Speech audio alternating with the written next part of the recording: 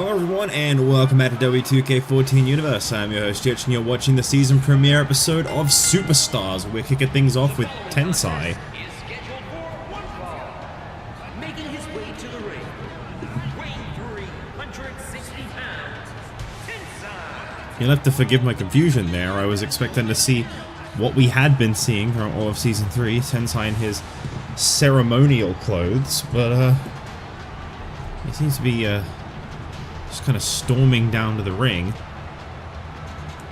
Tensai set to kick off this week's Superstars. I'm looking forward to seeing what goes down here tonight between Tensai and his opponent. And if you don't already know who his opponent is, I'd like to keep the suspense up in case you haven't checked the description, because we have the return of Jake Roberts.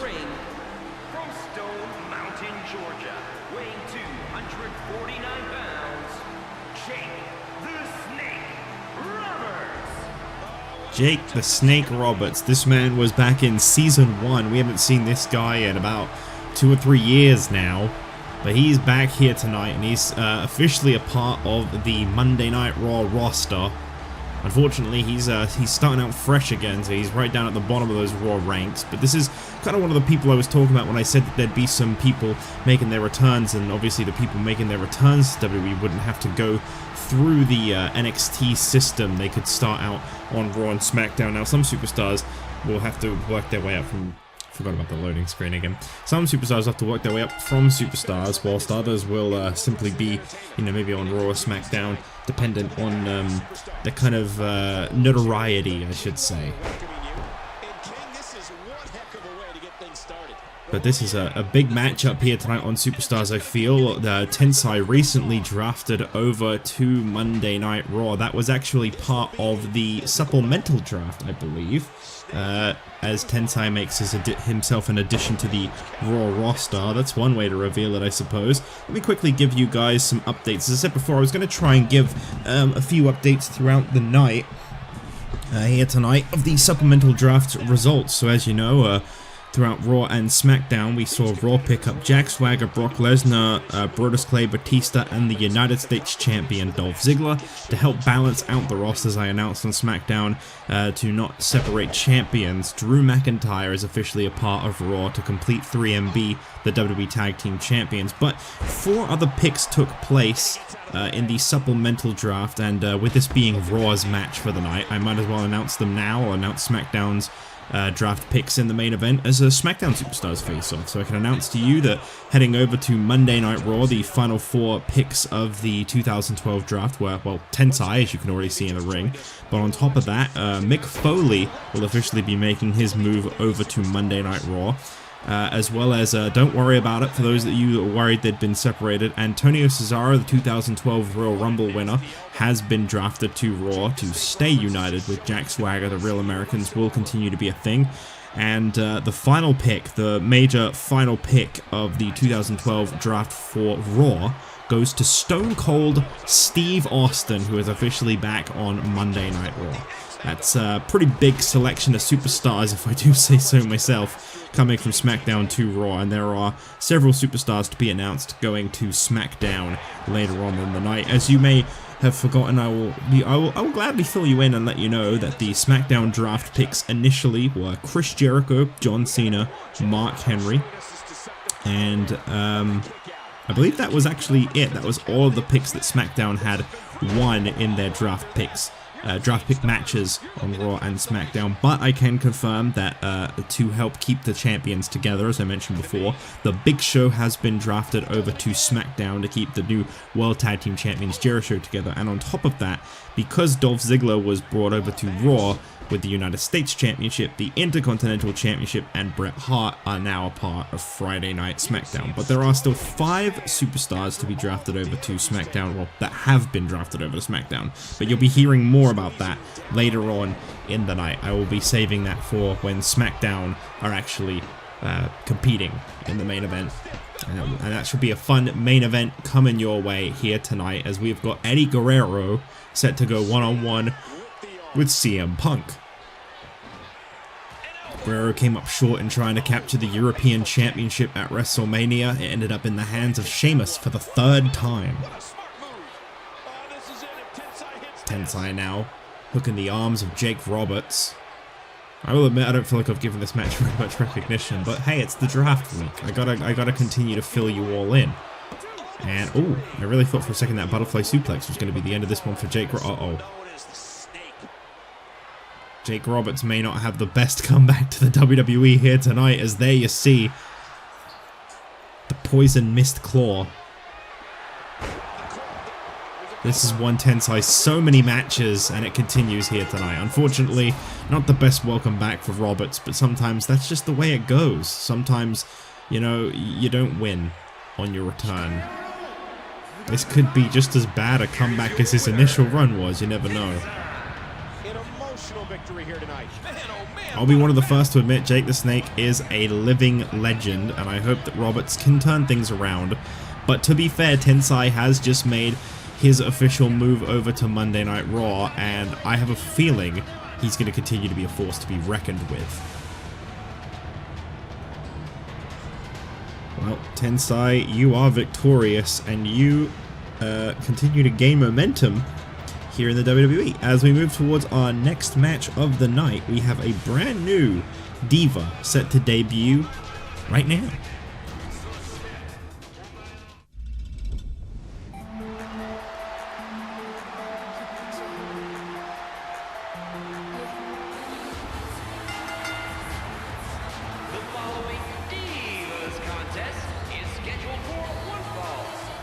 Making her way to the ring, from Houston, Texas, Kaitlyn. So this is one of our brand new divas here in the WWE. As I mentioned before, not a lot of takers when it comes to newcomers here this season. We only have 3 new divas coming to the WWE. This woman here, Kaitlyn, and we'll also be seeing Aksana and Summer Rae make their debuts at some point in the near future.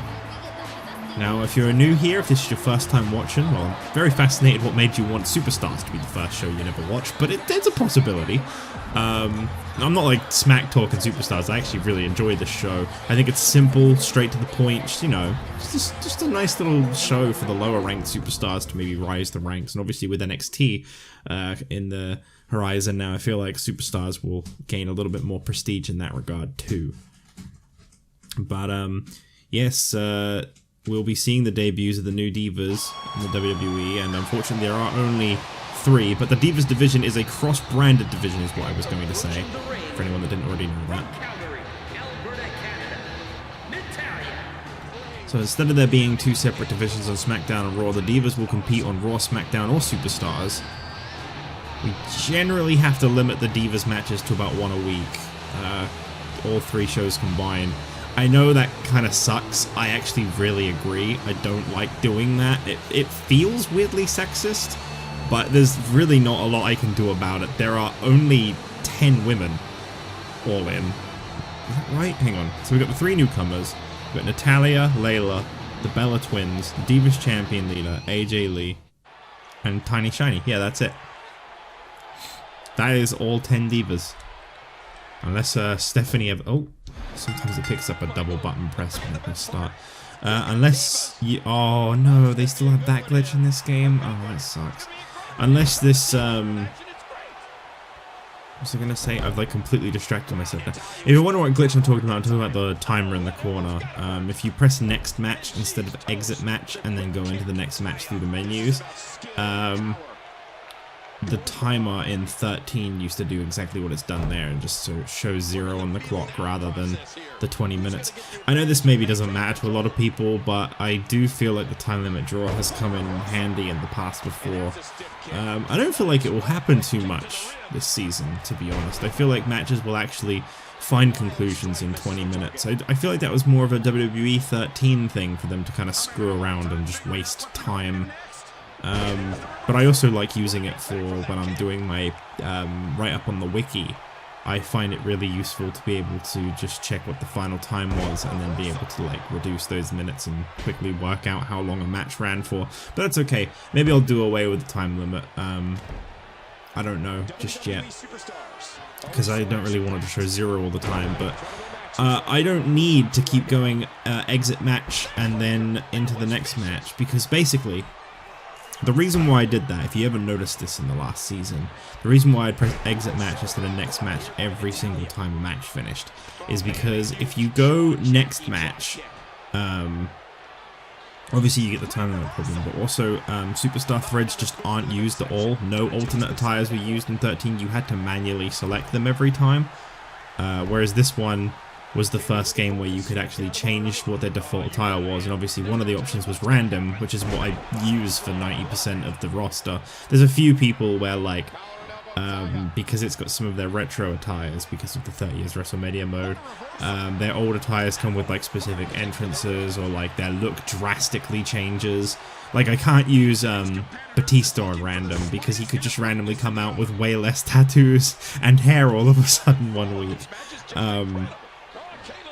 Or I can't use Triple H on random because I think one of his old ones, he has a completely different song. And like, I really don't like the 30 years of WrestleMania Minitrons in the entrance. You might notice for like certain people, like Jake Roberts' entrance, for example, I have the Legend Minitron on the bottom, and then the rest of it's just turned off. That's because I hate the 30 years of WrestleMania side and like top Tron things. I don't like that shit. It looks terrible. It looks tacky, and it looks like it belongs to 30 years WrestleMania mode and nothing else. It looks really out of place in universe. So I just have it turned off completely. It's a shame you can't have like arena videos for Minitrons, because that would fix it entirely, but it's not an option. I think the only way you can make it an option is if you change their Titantron from their own personalized one to no Titantron, and then just have the Minitron be off. I think that's the only way you can have it used, just the like general arena Minitron. Too much of a mess. It took me long enough as it is to edit every single Legends entrance to not have the 30 years of WrestleMania banner. I think they fixed that literally in the next game. They start giving them like, oh, roll up attempt here by Natalya. Is this going to be enough to defeat Kaitlyn? Oh, Kaitlyn turning it around. Maybe this could be enough to defeat Natalya. This would be a huge debut for Kaitlyn. Okay, we're going to do this again. Alright. Well, I'll just carry on talking, and if the match ends, the match ends. Yeah, I think there you go. I think in the next match, in the next game, that changes. I think like it uses either the generic arena ones, or like people like JBL have their own special Minitron, Sidetron things. Whereas in this one, it's just the 30 years of WrestleMania for every single person that wouldn't have had a Minitron. It's really annoying. But as far as problems go, it could be worse. Anyway, Kaitlyn unsuccessful in her debut. I guess it's no surprise. She's up against a seasoned veteran in Natalya. She's literally been here since day one for the Divas division when they debuted back in December 2009. Natalya will be celebrating her 3rd year in the WWE. Oh my god, those eyes. That's terrifying. As we move towards the next match of the night, our main event, CM Punk and Eddie Guerrero set to go 1-on-1.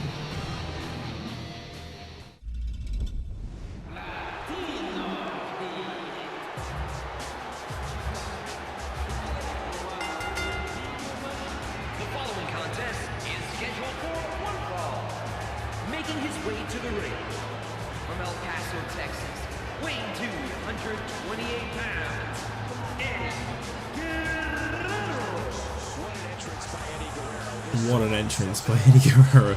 Well, this guy was really, I think, hands-on, I gotta say, probably my pick to have won the European Championship, but obviously that didn't happen at WrestleMania, because I've got to put that down to the Championship Scramble stipulation. I'm not exactly going to be an apologist for Eddie Guerrero, especially after he turned his back on Rey Mysterio, but that being said, I do feel like Eddie, with all the momentum that he had, victories over Randy Orton and Sheamus, as well as of course qualifying for the Championship Scramble at WrestleMania in general, I feel like his time had come. I feel like he was finally going to win his first singles championship, but unfortunately it slipped by once again for Guerrero.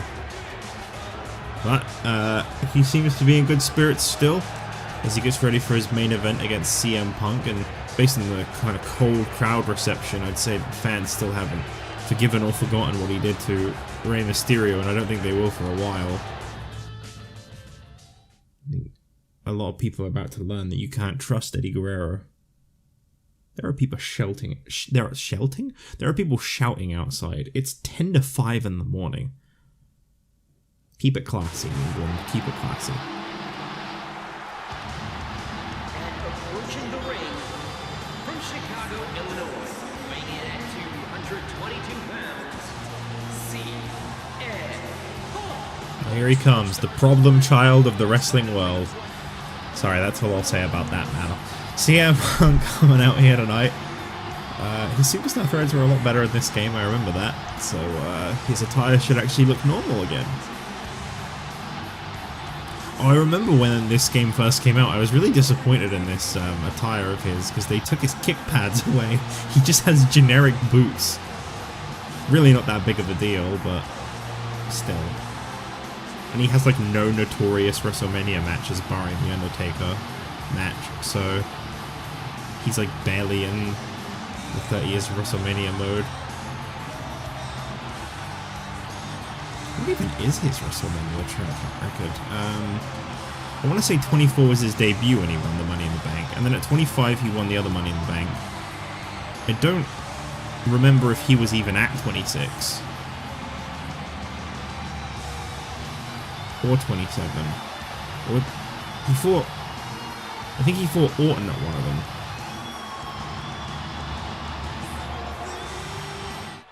I think the funniest thing about me constantly being interrupted by those loading screens is the fact that most of the superstars look so fucking smug out here in the middle of talking, and then this like fucking cocky ass smirk on Edge's face will pop up and just cut me off completely. Oh, never mind, CM Punk superstar threads are still a mess. What the hell is going on with those stars on his trunks? Well, that's annoying.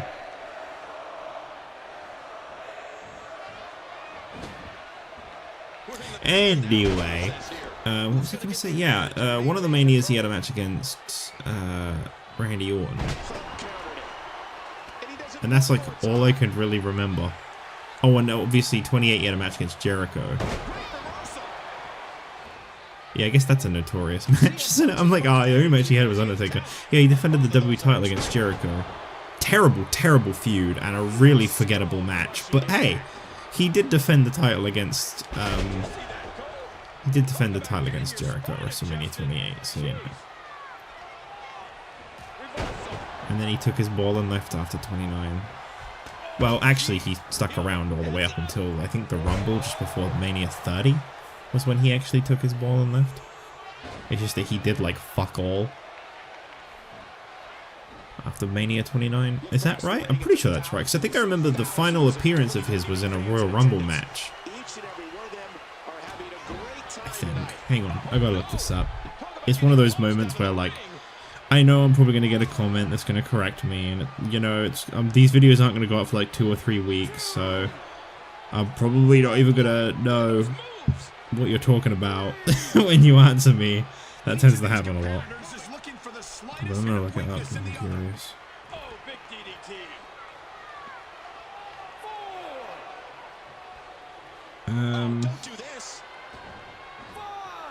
Okay, so he challenged Undertaker at WrestleMania 29. Then he had a match with Jericho at Payback, it says. Ditched Heyman. Ended a feud with Lesnar.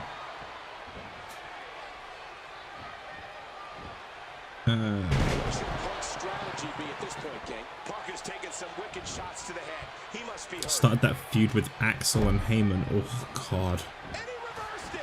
This was a bad time for a lot of storylines, if I'm not mistaken. A match with Ryback. The Heyman and Ryback handicap Hell in a Cell. Oh god. Oh, this is terrible. Remembering all of this and not fondly. Feud with the Wyatt family. Formed an alliance with Daniel Bryan. defeating Harper and Rowan at Survivor Series. Attacked by the Shield. Oh yeah, then didn't he... Yeah, he had a handicap match against the Shield where he beat all 3 of them, beating 3 of the top up-and-coming people and still complaining that you weren't getting anything. And then yeah, Kane and Punk had a little feud, which in the Rumble, he pulled Punk out from the outside of the Rumble.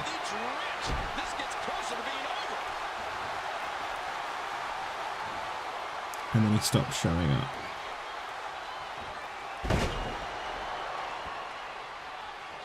Yeah, right, that's right, yeah. I was gonna say, I'm pretty sure I remember his last appearance being him getting dicked over in the Royal Rumble by Kane, who like put him through a table or something, and then he just wasn't on TV anymore after that.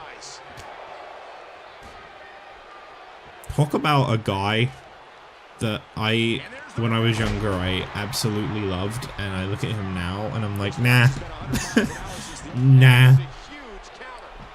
I'll still try to use him fairly and unbiased. I just wanted to get this off my chest today because I don't think I've ever really spoken about it in the videos, but my general opinion of CM Punk these days is just nah.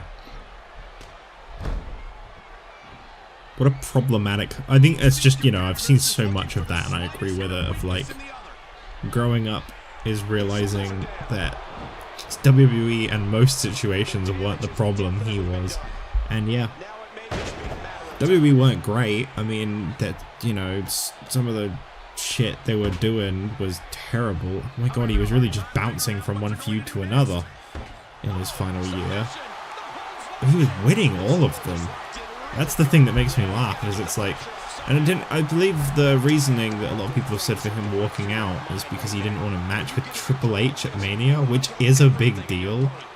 It's like... I think we know which one's ego got in the way there. Yes, I know he probably wouldn't have beat Triple H, but oh well. Who cares? Each of these competitors is looking for the slightest hint of weakness in the other. Yeah, his final matches, like his final big matches, was being put over Curtis Axel, kind of killing his momentum dead. Being put over Ryback, which was kind of the end of his push. Being put over the Wyatt family, who were so fresh that they didn't need to lose. And being put over all 3 members of the Shield when they were like red hot and he didn't really need the win. I don't know, man. It kind of doesn't sound like they were treating him very badly at all. I'm having a hard time figuring out what they're going to do next.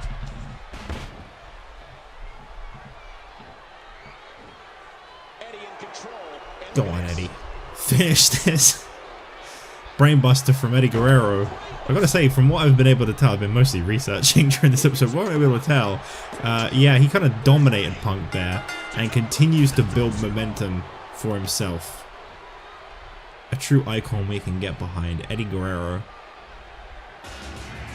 Victorious over CM Punk here tonight in Superstars. And I gotta say, I feel like this guy is kind of above Superstars at this point, you know? He's been picking up some big victories. And I do wonder what the future holds for him. Perhaps somewhere down the line we could see Eddie Guerrero maybe against Bret Hart for the Intercontinental Championship to Superstars. Oh, I never announced the supplemental draft picks. Well, I'll close out the episode by announcing who's coming to SmackDown, because I completely slipped. I started just shitting on CM Punk instead. So, coming to SmackDown officially, I can announce to you that Sin Cara has been drafted to SmackDown.